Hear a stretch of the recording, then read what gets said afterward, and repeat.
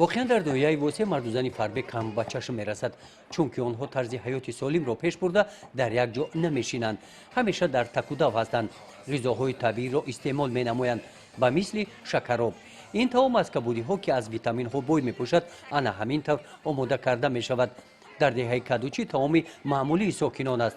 اشتراکچیان آزمون دسترخوان‌آرایی از جماعت دهاتی به نام میرزاعلی ویسف در قطار شکراب دسترخوانشان را با این گونه محصولات‌های نانی آرا دادند.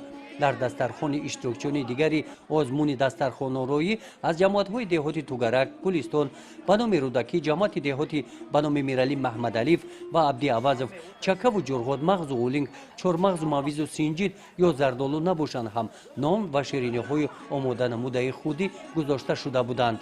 دسترخوان اشتراکچیان از جماعت شهرک هلبوک با نان چپاتی، فطیر، کلچه، نوشابه‌های گوناگون، شیرینی، مربا و طعام ملی خروطاب آرا داده شدند. بانوان شهرک هلبوک در پختن انواع گوناگون محصولات‌های نانی در منطقه همتا ندارند. از تماشای این نمایش عاید طعام‌های ملی بسیار اشتراکچیان برای خود معلومات‌های تازه گرفتند.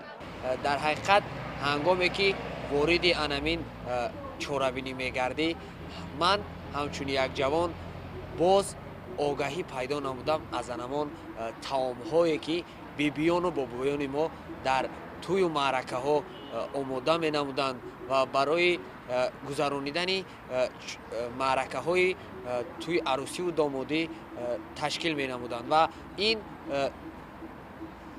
هنگامی دیدن نمودن از این چورابینی امروزه پیش از همه در دل هر یک شخص غرور ملی بیدار می گردد.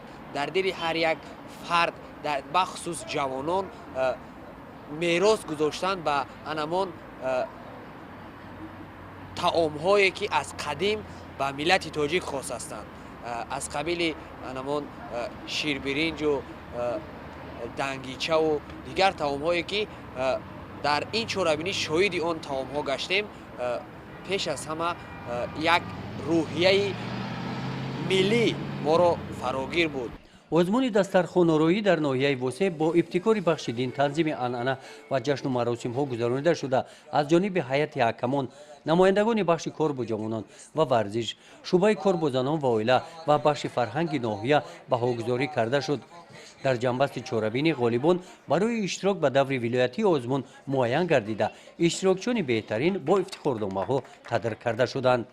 گزارش خواجه نظریف خدای نظر زهرف از ناحیه واسع برای برنامه اطلاعاتی نوید.